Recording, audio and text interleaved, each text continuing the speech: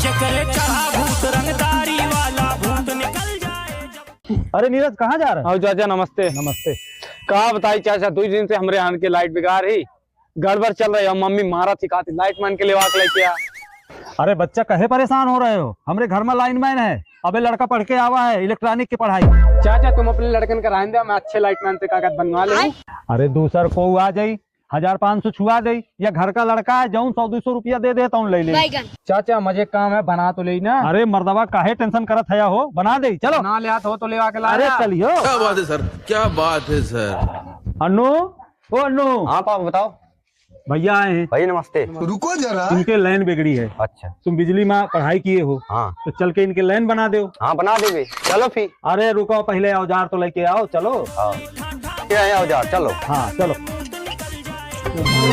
हाँ वो चाचा ईठा यहाँ गड़बड़ी साले तू देखो चाचा, यह कल से जल नहीं रहा, पता नहीं क्या दिक्कत है। बल्ब खराब है, बटन खराब है। अरे चाचा कहाँ जाते हो? अरे हट सारे, हम बल्ब बनवाना होता है तो इंजीनियर पढ़ाए हो, विदेश में तो केवल बल्ब सुधारे का पढ़ाए हो का? बहुत दोगला अरे बाटी। चाचा कहाँ जाते हो, रुका थोड़ी।